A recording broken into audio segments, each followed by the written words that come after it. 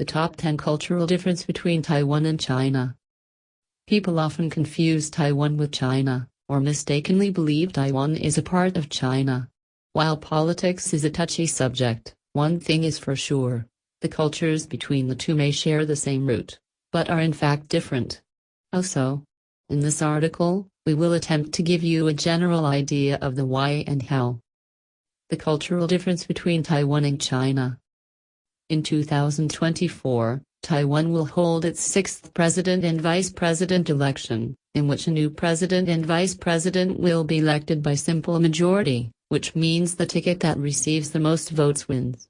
Taiwan's first presidential election occurred in 1996, and the election occurs once every 4 years, making Taiwan a young democracy of only 27 years. Despite its close proximity to China, a shared ancestry for most of the residents on both sides of the Taiwan Strait, and the same official language in spoken form, Mandarin Chinese, most visitors of both countries can often sense at least some subtle cultural differences between the two. So what are the differences, and why? To understand why, first we will have to take a crash course on Taiwanese history. A crash course on the history of Taiwan. Even though the majority of the Taiwanese are of Han Chinese descent, that doesn't mean that is all that the island is.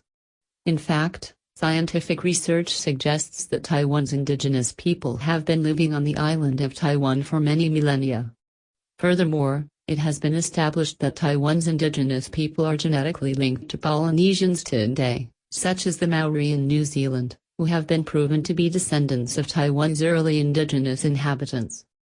In the 17th century, the Dutch and the Spanish each established bases in Taiwan, followed by Chinese settlers shortly after. Until today, Dutch and Spanish architecture can still be seen in parts of Taiwan. In 1895, Taiwan came under Japanese rule till 1945. With the end of World War II, Taiwan was placed under the control of the Republic of China, ROC, which became the official name of Taiwan. At this time, on the other side of the Taiwan Strait, the Chinese Communists continued to capture territories in mainland China, and eventually established People's Republic of China, PRC, on October 1, 1949. The Chinese Communists or PRC has never established control of Taiwan. So, given the short but rich history of Taiwan, its diverse residents throughout recorded history, as well as its democracy, it is no wonder that the culture in Taiwan is unlike what one might experience in China. Because Taiwan has never been under communist rule, whereas China today was established based on communist beliefs, this also makes a huge difference in the people's lived experience as well as worldview. Now let's see what are the main cultural differences between Taiwan and China. First, the Taiwanese Hokkien. Yes, Mandarin Chinese is the official language of both China and Taiwan. No, Mandarin is not Taiwanese. While Taiwanese are native speakers of Mandarin Chinese, the majority of Taiwanese are also native speakers of a language known locally as Taiwanese. Taiwanese is spoken at home, in the neighborhood, between friends, and sometimes on TV. Officially referred to as Taiwanese Hokkien, Taiwanese the language is spoken by over 70% of the local population. While the Taiwanese Hokkien has its root in Hokkien, a spoken language in southern China, the Taiwanese Hokkien is not exactly Hokkien. Due to the island's rich history, the Taiwanese Hokkien is infused with some indigenous vocabulary, as well as Japanese influence. Prior to the 1940s, Taiwanese was the predominant spoken language in Taiwan. Even during the Japanese rule, the Japanese policemen and soldiers in Taiwan were even ordered to learn Taiwanese. It wasn't until the ROC government took over Taiwan that Mandarin became the official language. But even back then, the ROC government had to put in a lot of effort to promote and mandate Mandarin Chinese as the daily language of the people.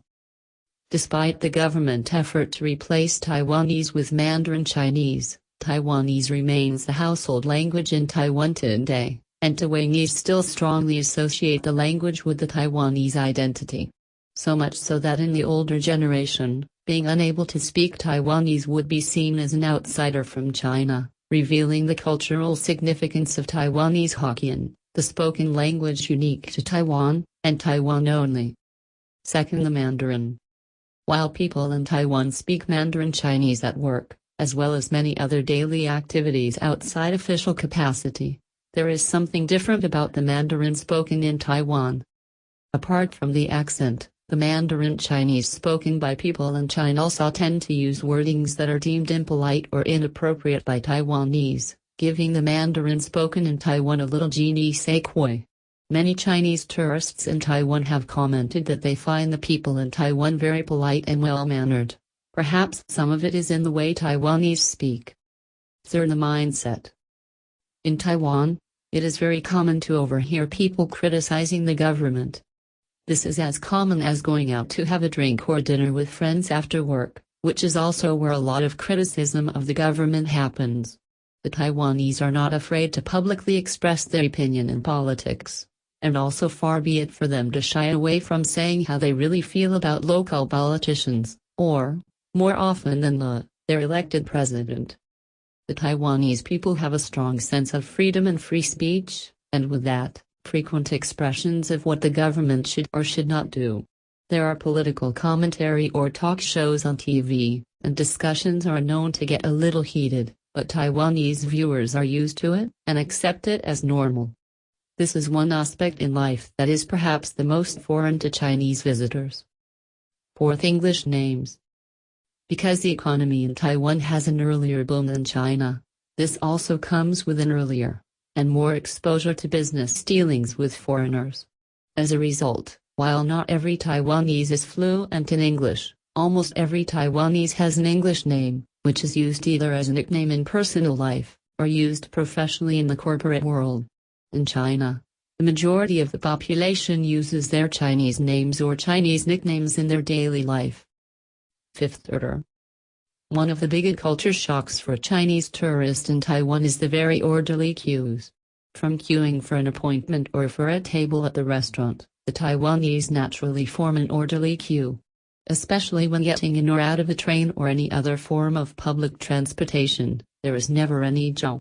Many cultural observers have credited this to the Japanese cultural influence, as the Japanese are known for their manner and order. Sixth, cultural diversity. Taiwan, much like other countries in modern day, has become increasingly diverse. Unlike China, the government in Taiwan does not interfere with any cultural or religious affairs.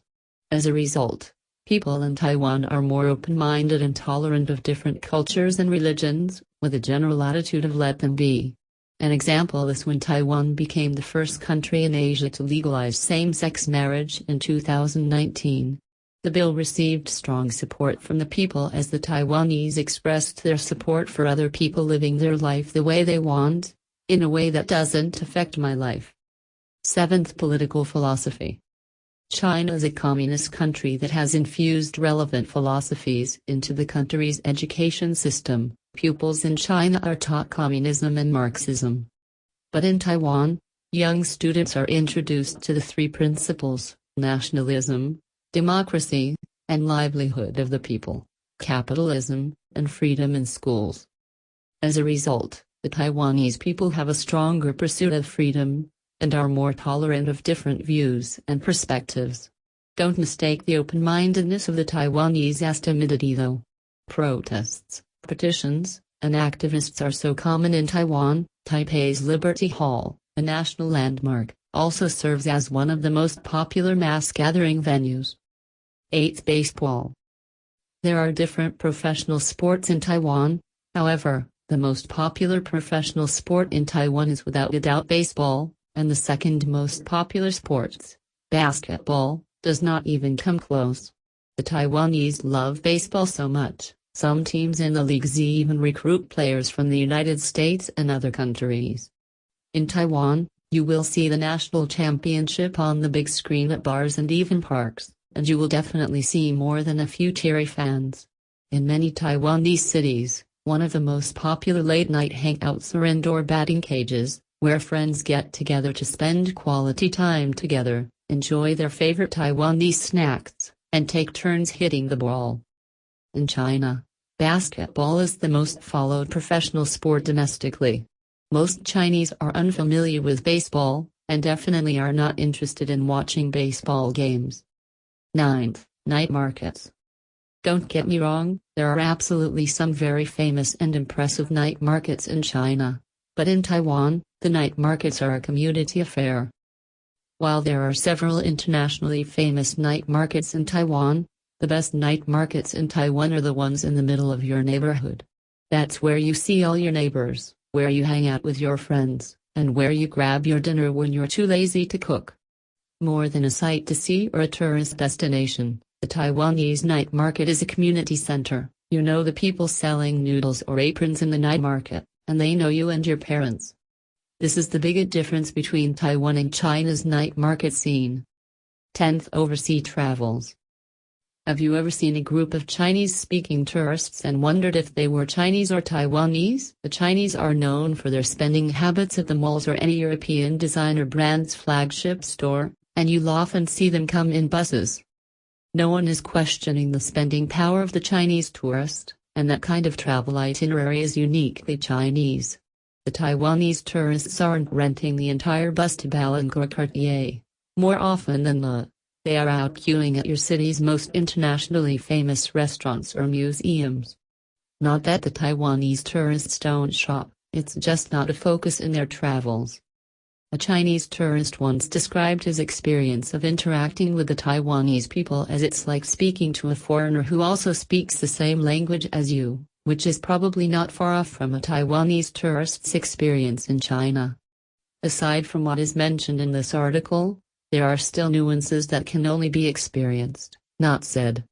If you're someone who's fascinated by history and cultures, perhaps a trip that takes you to both sides of the Taiwan Strait can show you all the nuances you can feel better than any articles online can tell you.